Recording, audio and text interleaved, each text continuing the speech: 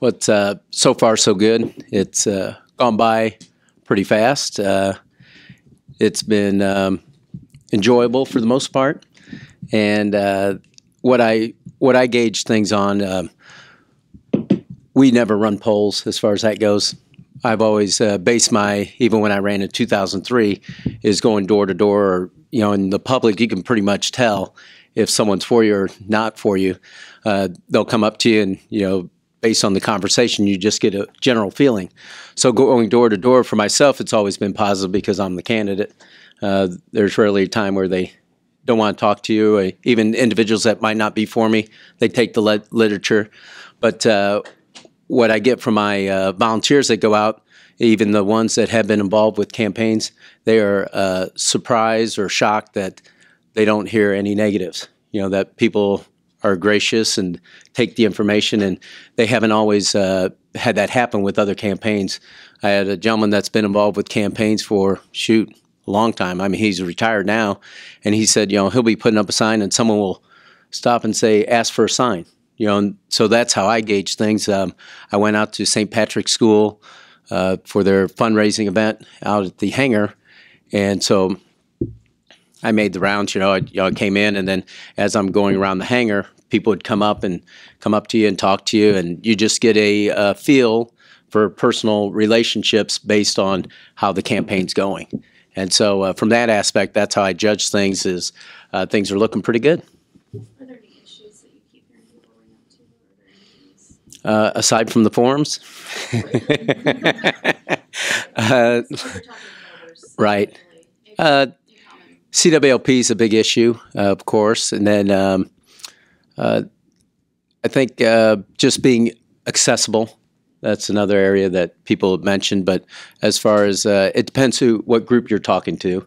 Of course, that's what's nice about being involved with city government is everything's local. So you can have an impact on whoever you're trying to serve, and different parts of our community desire different attention. So I think that's what comes through. It depends who you're talking to, what's going on in their life, and then that drives the questioning. Well, because it has been such a positive role, what would you say differentiates you? Like, how do voters know what differentiates you from your party? Well, what differentiates me, I think, is my ability to bring people together, and I think my approachability. That's something individuals feel comfortable in talking to me, asking questions. I don't shy away from questions, and I answer them I give them an honest answer as far as, I try to get as much information as possible to provide that answer. So that's one area that why we're different. Another one would be, of course, private sector experience. My experience with banking has been instrumental. My goal in life, it's been a journey. I hadn't, if you would ask me when I was looking for what college to go to, I went to Lincoln Land Community College in Sangamon State. And at that time, when you're coming out of high school, they say, well, what do you want to be? And at that time, what appealed to me was being a police officer, being a counselor. And then, on the counselor side, I thought, well, that doesn't pay too much. You can't raise a family on that salary. So I was looking in that direction. Architecture appealed to me. So really, I did not have a clear direction at that point in time. So I worked at Black's Hardware downtown, and I knew you have to have post-secondary education for myself. So I went to Lincoln Land, and then I put my application around town and ended up getting hired at Illinois National Bank. And so that's really how my career progressed. I was in new accounts, and it's how I was hired was Dick McCord at the time. He used to come into Black's Hardware, and he said, well, who's that guy at Black's Hardware? Because he saw that I applied for a position there. And the first go-around, I didn't get hired. The second go-around, I did. And because I think the personal skills I had was what landed me the position at Illinois National Bank, and that's what furthered my career at that institution. So, once I had my degree with Sangamon State University, then I progressed to management because that was important to the bank, is having a degree. And then they appointed me to be the community reinvestment coordinator for the bank.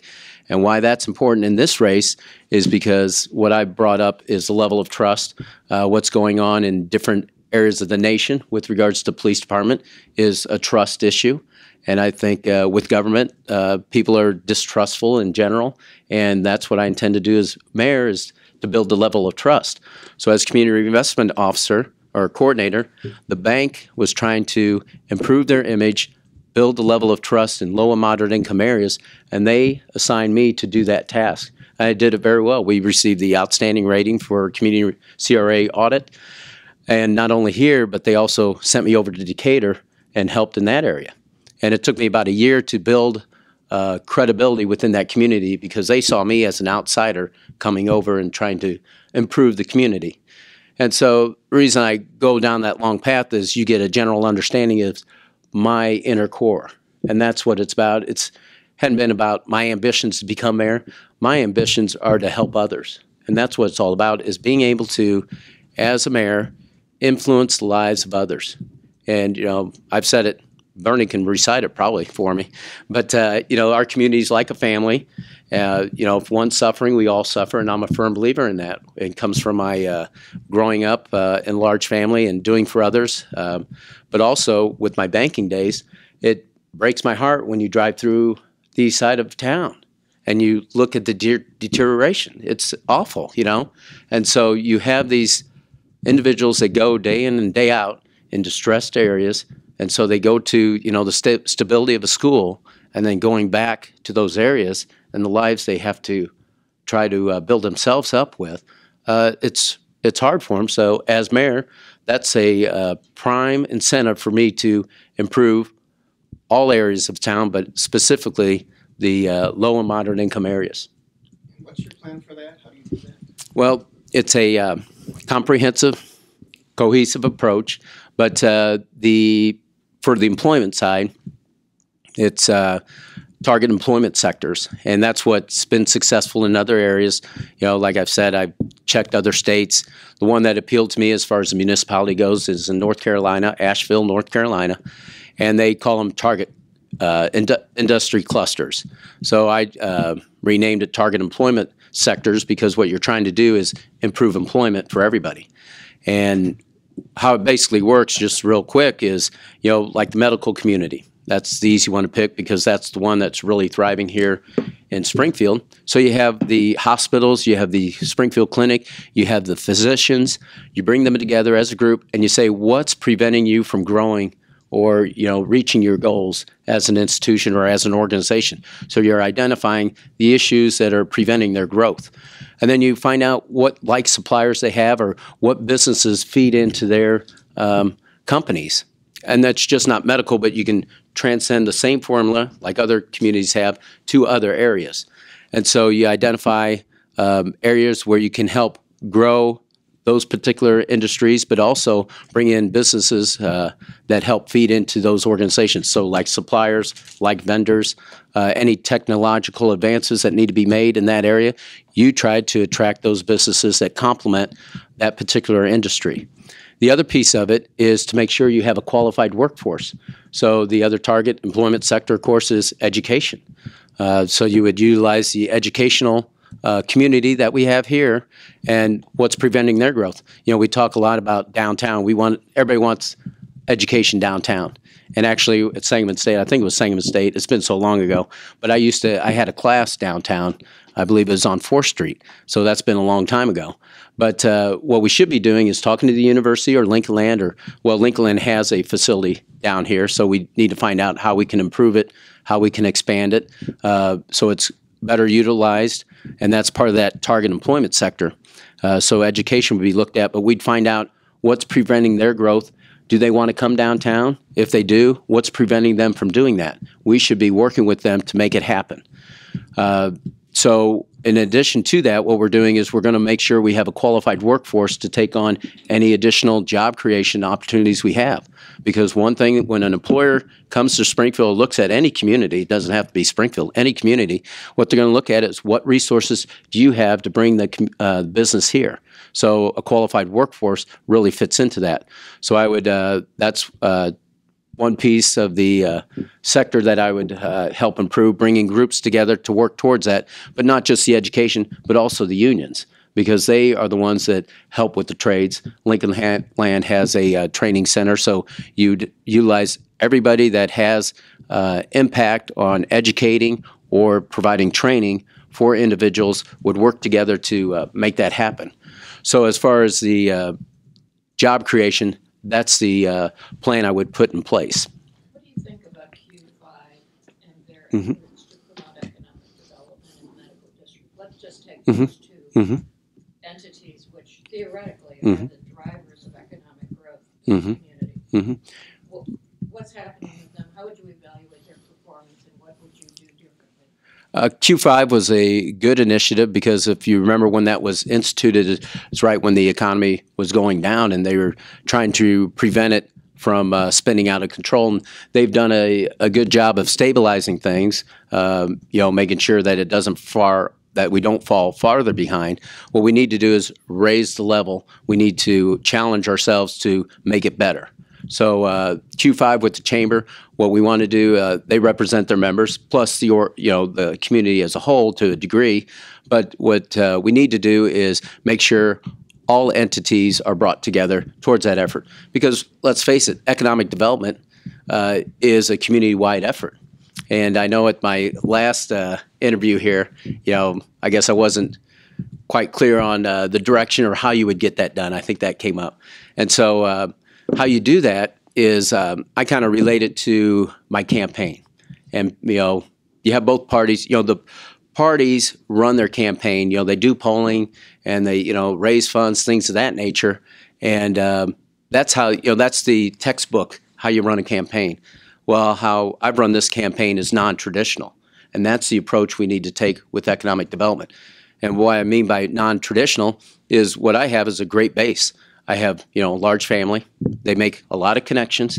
And then we have a lot of people who have come on board, a diverse group. We've had unions, we've had individual volunteers, people I didn't know, but they believed in me because of my approachability, my beliefs in growing Springfield, doing what's right, doing what's best for Springfield. So we have this broad base. Those individuals are representative of myself, and I tell them when they go out door to door, they're representing me and going out.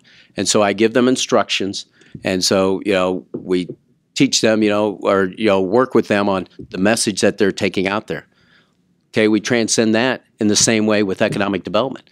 We have individuals in the banking community, accounting community, education. We have a lot of individuals that go outside of Springfield. They go to conferences, and what we should be doing is making sure they're like my campaign volunteers, that they carry the same message with regards to Springfield. They are the best salespeople for Springfield, just like my volunteers are the best salespeople for me.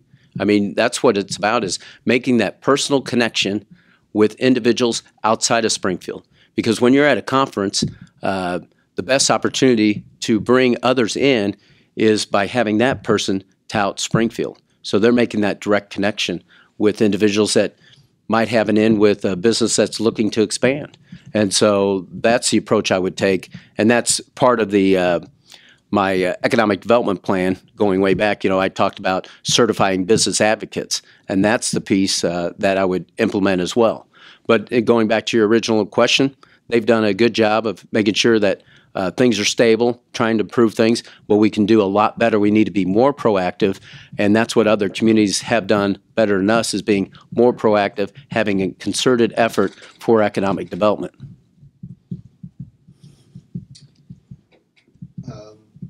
One of the things that you have talked about is for CWLP, like a lot of solar energy. Right. Everybody's favorite topic.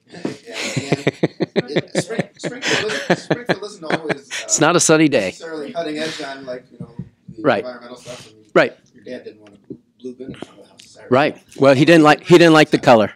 He wanted green. That still comes up today, Bernie. I've noticed on page 8 and anything I've already done. So, given the fact that we don't have that hard mandate in 2025, right, is right. solar energy still a way that you want to go and kind of concentrate on that kind of energy growth in the city? I think I have talked to individuals that, well, solar energy, one, it's not my idea. I've picked that up with when Eric Hobby gave the presentation to Citizens Club, and he talked about wind energy, and it's really prevalent at nighttime when our capacity is during the daytime. And he said what's better is solar energy. So I go, wow, that makes sense because the sun's out during the day, and that's when you have need the greatest capacity. And so from that standpoint, I thought that was, that's something we should look at. Put solar panels on City Hall? Know what they've done in Springfield, Missouri when I went there. They have a solar farm, and that's been the push in other areas is instead of having these initiatives for households, because it does impact the beautification of areas. If you have solar panels, it depends how they look. If they blend into the architecture, that'd be all right. But if they don't, then it kind of detracts from the architecture of a facility. So what they've done in Springfield, Missouri is have a solar farm so you can have that need at a centralized location, and you're able to distribute it throughout anybody, with the need within that community. And what piqued my interest in when I went to Springfield, Missouri, is they formed a private partnership, and that's how they funded it. So they had the option. They didn't do it. They controlled their financial destiny with regards to their power plant. Unlike what we had here, is we wanted to build the new power plant or the new generator, and what happened is, we had the agreement with the Sierra Club. And at the time, everybody's praising it. Even after the plant was built, everybody's singing the praises of CWLP, even the Sierra Club. But fast forward to today, you have people aggravated at the wind contracts because they will cost the city over $100 million. Then Sierra Club's not satisfied because we still have coal generators. So it seems like nobody's happy. And so, for myself, I look at, well, we spent over $100 million. Just think what we could have done with that if we thought further into the future. And what we could have done is we could have built our own solar farm with regards to that. The reason for wind, though, is I talked to an individual that's much more educated than I am, and they are in the power marketing business. And they said the reason you don't see many wind farms south of, I think it was Bloomington, or he said you don't have the elevation for wind. And so you don't see many wind farms, but for the amount of money we spent, we could have built our own wind farms. And what we have done essentially is helped build other communities with that $100 million instead of building our own community. So Bernie asked me when he pointed that out that it's not an EPA regulation for municipal governments or municipal utilities. Still, we're already taking care of 20%. What we need to do is renewable energy is not going to go away. We need to make sure that we can control our destiny with regards to power. There's always a market for coal, and the direction under my administration would be looking at those renewable sources, and we're going to make sure it does make sense with regards to the financial impact it has on our community, but we want to use it as an economic driver for Springfield, not for other communities, but for Springfield. And we're going to have that balance. We're going to have a balance of renewables, whatever that percentage is. I would like to have it at the 25% level in the future, because even Eric Hobby said that with Dolman 31 and 32, they're going to outlive their usefulness at some point in time. And so what's the remedy once those go off? You have to have some remedy for that. And so if you need that ability to generate additional capacity. So you should take a look at renewable energy, because that's always going to be there. And with regards to, as we know, with regulations, EPA regulations are they won't lessen that. What's going to happen is the private sector, eventually they're going to, just like they have with coal plants, they put restrictions on there. So eventually the push is going to continue for renewables to some degree. We'll always have coal in Springfield, so that's going to be the main driver for the utility under my administration, but we need to make sure we're positioned ourselves in the best manner possible so it doesn't impact the ratepayers as it has in the past. Jim, one thing people talk about you is they say you're nice. And the city treasurer's office usually doesn't get into controversy too much, but when you're mayor, you're bound to make some people mad. Right. Can you talk about sometime when you've had to make a tough decision that made people mad, and how you handled it? couple items on that. That's a good question. One is I attended a conference when I first was elected treasurer, and the main point they made is you won't hear about a treasurer unless they made a bad investment, because that's the main goal of the treasurers. Make sure that you protect tax dollars, you make sure they're available when you need to spend the money, and then you invest it. Recently, I know friends that other treasurers throughout the state had invested in IMET, which is a pool of funds. They belong to the Illinois Municipal Treasurers Association. They've approached Springfield to help invest in those dollars, or those pool of funds. But we elected not to because it didn't meet our standards. And lo and behold, they had an investment that didn't turn out, and people, treasurer or other cities, took a hit on that. So that's the main goal, and that's why you don't hear anything about the treasurer's office. So that's a plus in my favor, I guess. With regards to my niceness, I've had to do this in different levels of management, or remind people, don't take my kindness for meekness, and because people do see that. But I'm a firm believer in being pleasant with individuals, but there's been times where, of course, in disciplinary actions, those take place, and you have to do that. But as far as a tough decision, I would have to go back to probably my county board days. I was on the county board for 4 years, and I was a Democrat, and it was 23-6, 23 Republicans to 6 Democrats. And I don't know if you remember the fireworks. We used to sell fireworks here, and I'm relatively new. And so we took an initial vote on whether to allow fireworks sales in the county. And so my initial vote was, yeah, I grew up with fireworks, so I voted for it. Well, information, that's based on the information I had at that time. Well, after that initial vote, it came back, and they were going to do a revote. And at this time, someone presented a letter by the Attorney General that advised that it shouldn't be prohibited to allow sales of fireworks.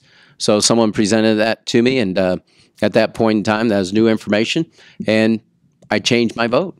And so, actually, I think you wrote about this, Bernie, in your column.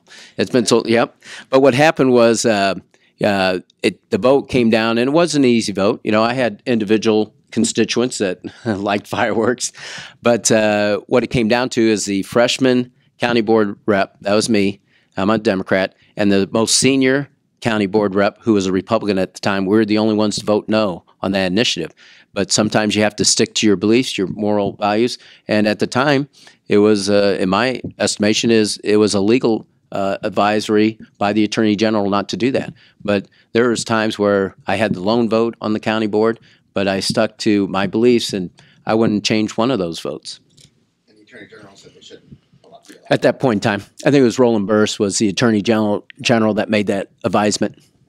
Mm-hmm. Jim, the mayor's office operates mainly through department heads that Mm-hmm. do work.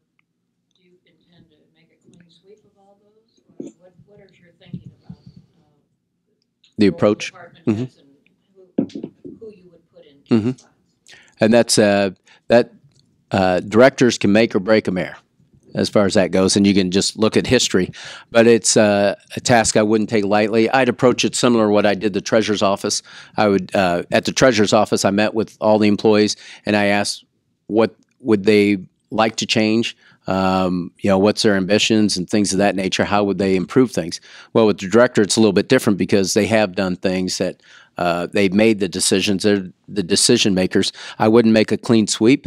What I would do is meet with each individual, and there's times where I might use a panel because, for instance, on the police chief, that's a very, very important position that you need to make sure that you make the right selection, not only for the mayor, because they have to be able to work with me, but for our community.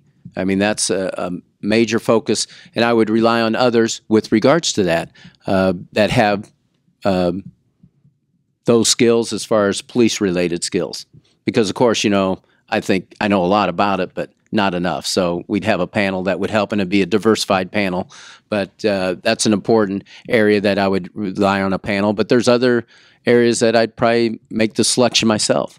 So it'll be a blend, but they'll hear from me directly. I'm going to meet with each director and talk to them. And I wanted this election to be about who's best at taking the city forward as mayor, not about the directors, because it shouldn't be about directors. It should be about your philosophy and moving forward. And that's one of my my major at Sangamon State was in organizational development, and that's why a lot of times I might not come out with the specific details about restructuring areas, but there's departments that will be restructured because it'll make more sense to provide the services to the public, and that's going to be the driving factor. But in order to have successful organizational development, you need the feedback from the individuals that you're impacting, so you have their buy-in, and then they carry out the service level that I expect from all the employees.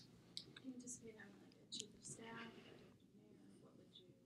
what would you? It would just be, I pledge that I'm not going to have any new positions created as far as additional positions that would take funding within the budget. I'll work within the structure that's there now, but I would have, like a Bill Logan type individual. Yes, there'd be someone there as far as that goes. The Y Block has a Mhm. committee that's working on the plans for that particular area. The mayor that created that will not be mayor. Right. How do you feel that that issue should be handled, given the fact that you or your opponent will be the mayor Mhm. when that goes forward? What was good is they put in place a diverse group to put out proposals, requests for proposals for that block. So I would use the similar approach and work with the committee as far as making sure that we do have an open process, so we do select the best project there for the city of Springfield, because that's what it's about. Not only just that, how I'm different from my predecessor, or how it will be, is I like a bottoms-up approach, whereby we get ideas generating, kind of like an entrepreneurial manner. And for instance, with TIF projects, typically how TIF's been handled over decades, not just with this mayor, but other mayors, is it's like a top-down approach where they kind of direct the projects. What I want is I had introduced a community development finance commission. Right now there's no economic development committee or anything that works with directly, that's appointed by the city council, that works with the Office of Economic Development. But I would put that in place for that particular reason. And it would be made up of individuals within our community, realtors, bankers, developers, individuals that have expertise. It'd have a school district representative, because one of the initiatives under that commission would be working with economic development in prioritizing TIF projects and TIF areas. And the ones that that should have a seat at the table are those that are impacted. And so the school district should have a seat at the table because they're impacted by the growth of TIF projects. And so that's how it would be different with regards to development. But in answer to your question with regards to, I would continue the same process, but we'd take a look at the plans and make sure that we have the best potential project on the Y block possible. Your opponent wants a city planner, a different kind of CWLP director, a neighborhood coordinator, a diversity director. I think CWLP, you said you may stay the same, and those others you would not have. Why is that good or bad? One is with the diversity director, I differ with regards to community relations. I would not combine that with an office because it dilutes the importance of community relations. Community relations says it's all. Community relations will be, the value of that department is going to be raised under my administration, because its name says it's all. It's going to be representative of government to the city of Springfield, not only from an external point of view, but internally. That will be the place where employees would take if they have any type of complaint or suggestions on how to improve things, but they're afraid of repercussions or don't want to take it to their manager, that'd be the area that they would take it to. Same with any type of activities going on with the community that people do not like as far as government goes, that would be the office that would handle those type of suggestions or what have you. But as far as diversity goes, I'm the diversity director as far as that goes, because it starts at the top. The mayor has to provide the culture or the philosophy and the commitment with regards to diversity within city government. And I've done that when I was in CRA. and how I would approach that is similar to my banking days. When you wanted to make sure that you had a fair process with regards to loans, you had a review process. We do the same thing with applications for job applicants. If you have a non-minority that's going to receive or offered the job, and you have a minority applicant that has similar qualifications, we'd have a review done to make sure there's no discriminating practices. And what's interesting, I was at a breakfast meeting this morning, and this came up. But it was on the reverse. They were talking about reverse discrimination. And I said, well, I understand that because they thought people want quotas. I said, as long as you have a fair process, everybody wants qualified workforce, but you need to make sure that the process for hiring is fair and the recruitment efforts are fair. And that's what I would put in place, are fair processes, and then it's acceptable for the community. Yeah, the city planner and neighborhood coordinator, are you also those? No, I'm not the city planner. That seems like take a lot. But you don't know. Actually, that's correct. Actually, we have plans in place. We've talked about this, and what we need is make sure that we follow up on the plans to get them implemented. So my approach, it's how I foresee city government working, and it's the vision I have for Springfield, and I use mayoral meets as the example. What we should be is proactive and have a process in place that helps steer development so it benefits not only the business coming in, but also our community. So with mayoral meets, they wanted to go to Stevenson Drive, and you had neighbors, some wanted them, some didn't. And so they had to go to city council for zoning change. And wouldn't it have been nice if we were so proactive that we already have inventory of our properties that need to be developed, or we should have, they're not in place. So it'd been nice if we said to mayoral meets, you can locate here, but here's another area you might want to look at. It meets your same requirements. It offers these TIF incentives or whatever the case may be, and you don't have to go before city council. We should be proactive in that approach to be able to do that. So how we get to that point is with my strategic ward plan. What we would do is, or as I would do as mayor, is help the aldermen develop a strategic plan, working with the neighbors, the businesses, and other entities in their ward, and help them have a strategic plan for immediate goals and long-term goals. But what you're trying to do is identify issues that need to be addressed in each ward because they have their own unique issues, but also help them prioritize projects. We're talking about infrastructure and how we're prioritizing. That should be directed or helped prioritize are the individuals that are impacted. And then what's unique about that approach is it would feed into the city's plan, the overall plan. We'd have a retreat with the city council at least annually, if not semi-annually, and we'd establish the goals for the city of Springfield, intermediate ones and long-term ones. And I think that's been the big disconnect from the commission form of government to the aldermanic form of government, because under the commission form of government, you had a streets commissioner, you had someone that looked after the power plant for the entire city. Now with the aldermanic form, you have 10 individuals that are concerned with their ward, but sometimes the city as a whole suffers. So by having my strategic plan, ward plan approach to the city plan, that will provide that cohesiveness. So those plans feed into the city's plan to make not only the areas better, but the city as a whole better. If we had at-large representatives on the city council, would that mitigate some of those concerns that you have about the no longer commission form? Well, I'm not an advocate of that. I think the aldermanic form of government has been good for representation. I think things are spotlighted more, especially in areas, especially the distressed areas. So you want representatives in those areas to tout their needs. And so I think with my planned approach, I think it'll be phenomenal for the city. I think it will help the wards grow and it'll help the city grow altogether. Can you talk about rail relocation and what you're wanting to see with that and how you would approach that? Well, railroad relocation, my concern is what's the incentive to move it to 10th Street? So once the improvements are made to 3rd Street, what's the incentive?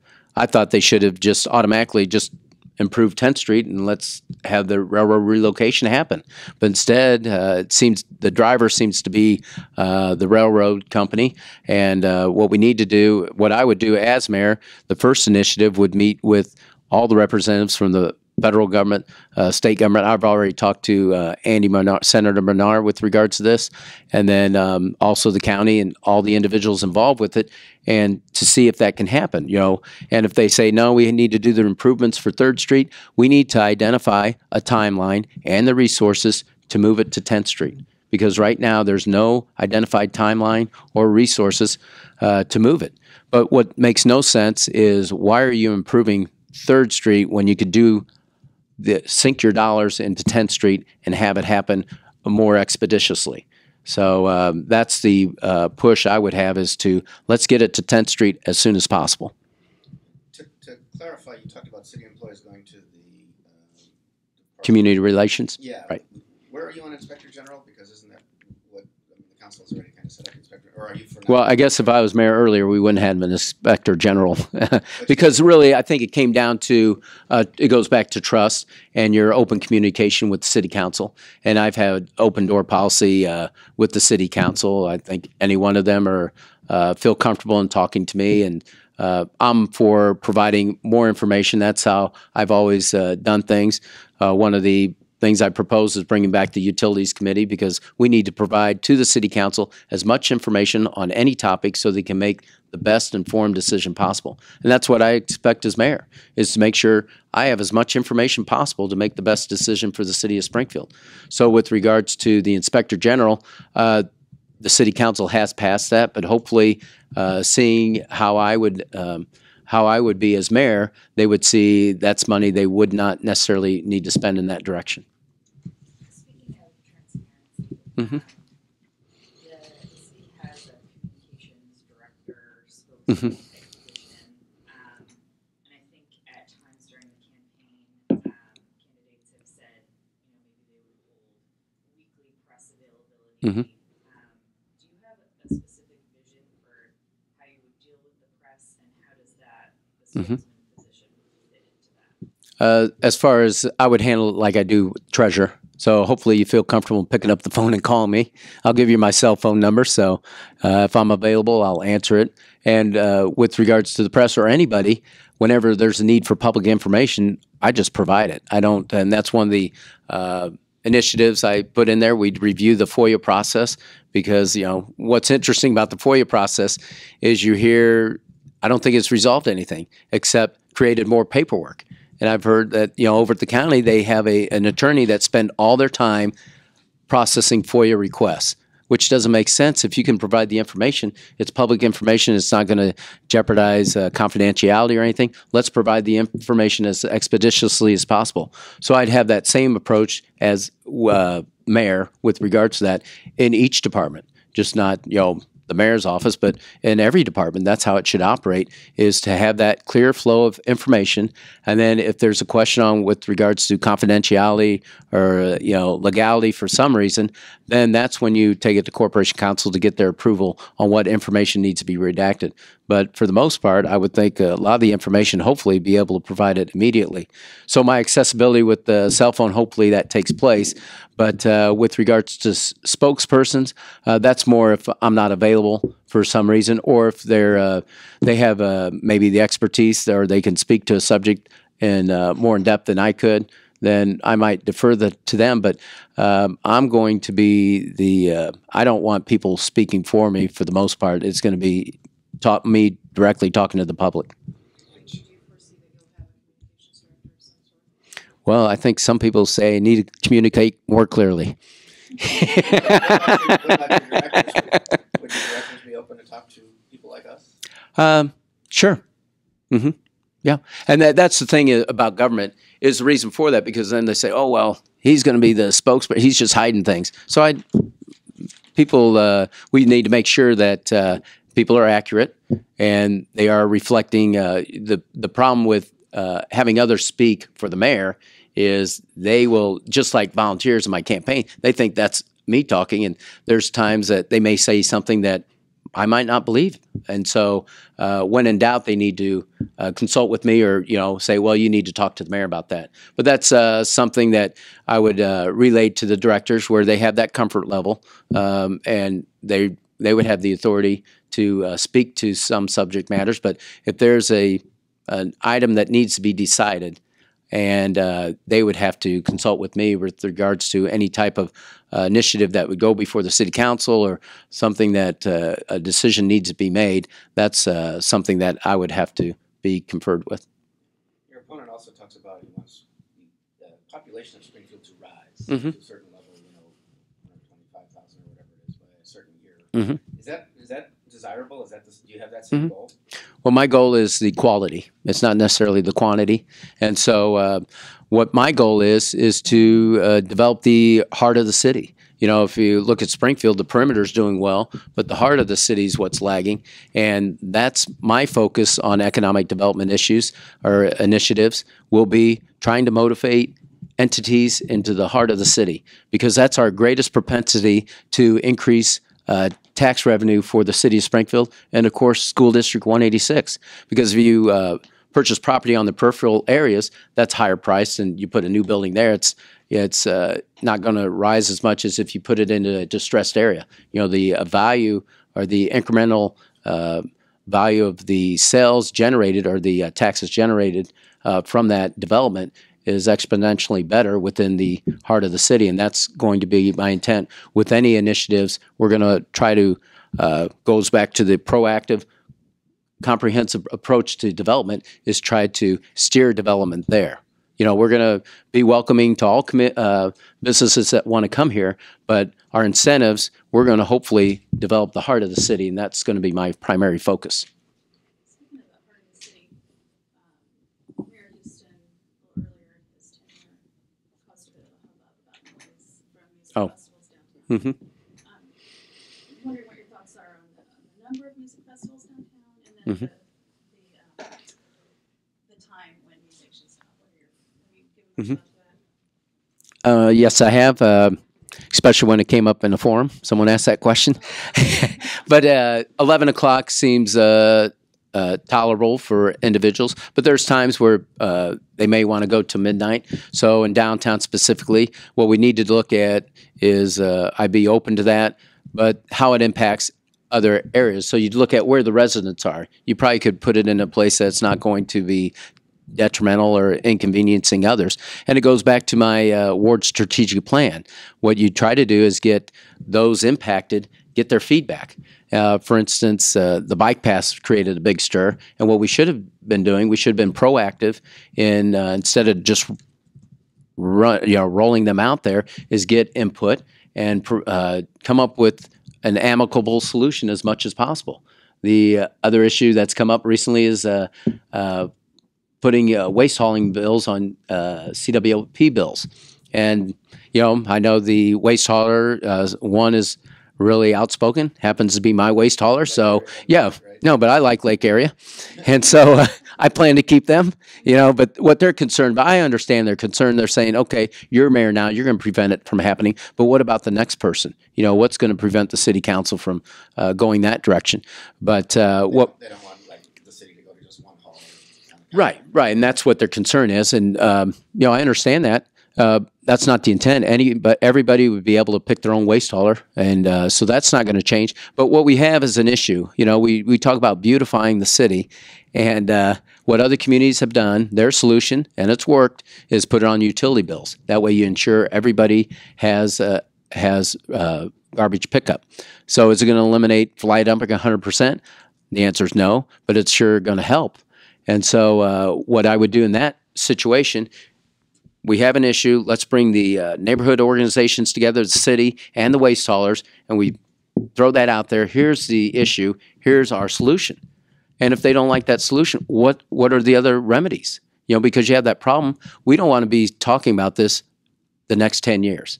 Just like that's why I bring up race relations. We want to be the model city. With a lot of things, but most importantly, it has to be trust in government, but race relations. You know, we're the home of Abraham Lincoln. Other communities should be pointing to Springfield, Illinois as a model for race relations. Instead, we're still talking about it. We were talking about it when my dad was mayor, and we're still talking about it today. And we just can't be going down that same road. And that's what I intend to do as mayor, is to change that culture within government and within our community. You have the endorsement of the Democratic Party, Mhm. not the Republican. Your opponent has the endorsement of the Republican, or at least the back end. I knew I should have went to that meeting and asked for it. What does that mean? I mean, how strong a Democrat are you? Does that matter in anything you'll do as mayor? My beliefs are what they are. You know, I'm more conservative than some Republicans, and you know, there's Democrats that are more liberal than I am. And so, as far as being staunch one way or the other, that's not me. As mayor, I'm not going to worry about re-election or moving up the elected ladder. I'm going to worry about doing what's best for Springfield. And that's what it's all about, is improving our community. So and that's why I'm kind of a non-traditional on campaigning. You know, it's nice to have everybody's support. You know, I want independents, Republicans, Democrats, everybody's support. That's why when we campaign, people say you're wasting your time. We go out to each and every door. We don't go off the voters list and just go to register voters. And I'll give you an example why that's important. I was walking Ward 2, and I got a call from one of my volunteers, and they go, "Jim, come over here." Is on, I think it was 17th and Cass. Said, "A lady put on a robe. She wants to meet you." And so I go over there, and here's a lady on a robe, and she goes, "I just thought I knew you. And I saw your brochure, and I wanted to talk to you." And I mean, she went on and on. I thought about signing her up to do my commercial for me. But I mean, here she was, though, non-registered. She said she's never voted in an election. She's new to the area. She's been here about 5 years. And she said she's never voted. And she said, "I'm going to go down and register to vote just so I can vote for you." And if we wouldn't have gone to every door, we wouldn't have known that. But she had issues with, you know, she's a pretty savvy gal. She stands up to individuals that are walking in the streets in the middle of the night, and you know, and that's an area you wouldn't want to be out there. But here she's confronting them, and so she's enlightened me on some issues that she faces. But here's someone that had that desire that we would never have met if we didn't go door to door, and that's what it's about. It's about voters, of course. You know, that's what you want. You want voters to go, but it's about our community. It goes each and every resident. What we're trying to do is improve the lives for everybody. We do have a Republican governor, and I know you've talked about you're both businessmen, so you can talk to them. You know, state employment has been cut somewhat in Springfield. They're not buying wind like they were supposed to for the contracts. They want to cut half of the income tax money to the city. Right. So how can you realistically hope to be a player in that and fight those trends? Well, I think you point out the uniqueness of Springfield. We are the capital of Illinois. Of course, Lincoln fought for that to make Springfield the capital of Illinois. But with regards to the income tax, if they do go that direction, one is, as I brought up yesterday in a forum, I gave a welcome to the International Brotherhood of Electrical Workers. And I asked them, you know, there's lobby day. So I said, well, while you're lobbying, please put in a bug in the ear of your legislative representatives not to cut the income tax for municipalities, because it impacts everybody. You know, it'll impact their livelihood as well. And so it'd be detrimental throughout the state. But if they do elect to go to some degree, what I would do is sit down with Governor Ronner, and he's a businessman, and if you can make sense or present your case, I think he'd be open to that. And what Springfield has that's unique from any other city is one with regards, like you pointed out, the wind contract that the state of Illinois said they would help buy a portion of the wind, which they haven't. And then the other thing is with the state buildings around town. You know, they don't pay property taxes, so we lose out in that revenue. So really, if they cut income tax, we lose out 3 times. And so I think if you point that out to him, I think he'd be open to giving some type of reprieve to the city of Springfield. Despite the $6 billion hole in the budget. Right. Okay. That's how I would approach it as much as possible. But say it happens, you know, what are you going to do as mayor? I'd operate it like I have with my city treasurer's office. We ran into difficult times, And what we did, or what I did, is left a position unfilled. And I could have filled it, but I didn't. I left it unfilled.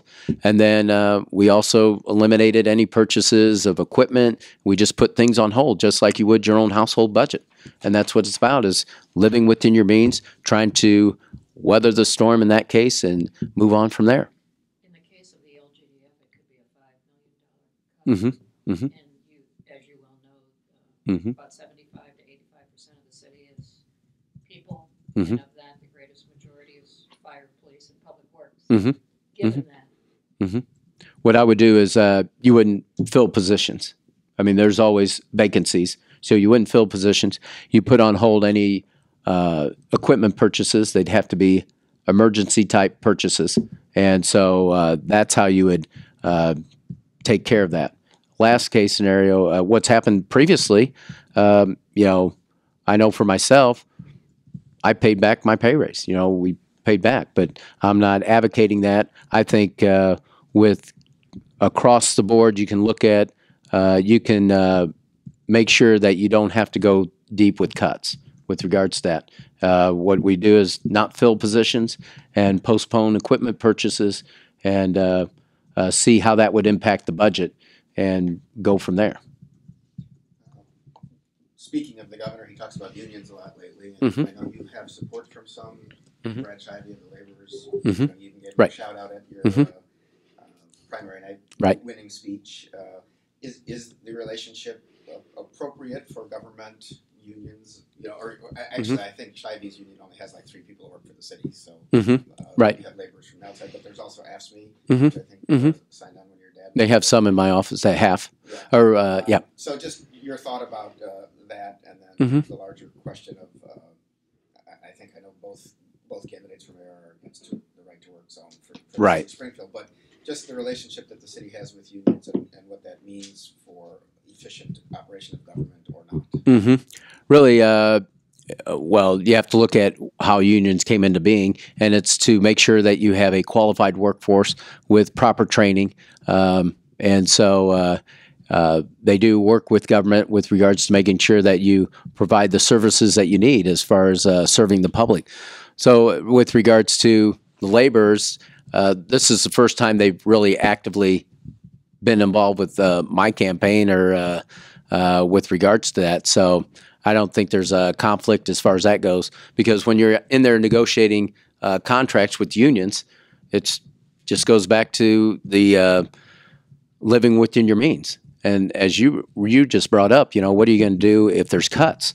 Well, the first thing they did was went to the unions. And I know out at CWLP, that was one area where they did make cuts, and people were furloughed in that particular union. So it's something that I think the unions are amenable to the goals of the city, as well as they should be, because that's their livelihood. If the city's operating efficiently, everybody, you know, is happy as far as that goes. And so you need to work in concert with the workforce, union employees, non-union employees, because that's how I treated my office, is with regards to that, is they wanted me to give furlough days to, I can't remember if it was a union or not. I think it was one or the other. I can't remember which it was. But I wasn't going to do that because that splits your workforce. I'm a firm believer that you should treat your workforce the same, regardless if they're in unions or not in unions. And so that's the same approach. And what's differed between probably my administration, what would be different from previous ones, is the flow of information, the level of trust. It goes back to trust, because if you're providing that information, then you eliminate the distrust. You do not want distrust in city government with regards to employees and management. And that's what I would work to eliminate, is and raise the level of trust within regards so we can all operate efficiently. If I could ask about the pension, the looming pension problem, how do you deal with that? Where does the money come from, and you have to raise any taxes for that? Well, in that, there's a lot of parts out of the control of the city. The main driver, of course, is state government. You know, they pass the benefits. They determine how you can invest your funds. So they set the parameters with regards to pension funds. The funding, where the mayor and city council they do they provide the funding or the amount to fund to the pension funds each and every year. And then, so as mayor, what I would do specifically, right now, how it's scheduled is the city can just contribute 90% of the actuary amount to the fund each year. And that's because by the year 2040, I believe, you have to be 90% funded. Well, they've changed that. What I would commit to is to go to 100%. Because of the time value of money, if you're doing 100% of the actuary analysis, hopefully throughout time you become 100% funded. That's the ultimate goal. And with regards to pension, it's understandable that people are concerned about the unfunded liability, but that's if everybody would retire today, how much, what's the projections it would take to fulfill everybody's retirement? So it's, if everybody retired today and that was it, that's what you're trying to fulfill. So that's why they put the funding level at 2040. But so that's what I would commit to. How else do we resolve the issue is I'd have a pension fund summit where you have all the entities that have an impact on pension funds. That'd be your state legislators, your pension boards, your unions, and then as well as the city council, your consultants, all in city council chambers out in the open discussing. It goes back to other issues like the waste hauling issue. You bring the parties that have a concern with the particular issue, you bring them together and try to come up with the best solution possible. And that's what it's all about. Just quickly, I know you said in one forum, and in a few forums, that the survivor benefits for, I know it's at least fire surviving spouse gets 100% now of the pension. Right, that's correct. I know Mayor Devlin once said everybody's looking for, well, it was a bad joke about But really with the, but okay, go ahead. If you want to take that down from 100% to 80%, wouldn't that be against the state constitution? Well, with regards to benefits, I come from the private sector, and what's ever earned, you should keep or maintain, and that's the same with the public sector. So what would happen is, what I was saying is, or what I was trying to say, if I didn't say it clearly, is that for future hires, that's what the state legislature could come up with, or going back to the pension fund summit, that's an area you should be discussing, 100%, because, I talked to one individual, I went to fish fry, and he's saying, I like a lot of things you said, and he said, especially last night. I go, oh, what's that? And it's probably the most unpopular thing I said, and that was with regards to 100%. He goes, I've worked at the post office for 30 years. My wife only gets 55%. And then there are programs in place, I think Dallas was one, where they can get 100%, but what they do is they take a lesser portion when they retire. So you take a lesser portion, you don't get 100%, you get 90% or whatever it is. So that's a topic for discussion. I think that needs to be discussed because let's face it, my responsibility as mayor will be make sure that we have funding for the police and fire representatives, the retirees, and the active members, and what can we do to make sure they're funded. So with regards to any changes of benefits, that would only impact new hires. It wouldn't impact the ones there now because they came on with those obligations, and we need to live up to those obligations. But we need to look to the future, just like we are with renewable energy, or how's that blend in with CWLP. You have to look to the future, and how are we going to resolve these tough issues? And that's one area that needs to be discussed and come up with the best solution possible.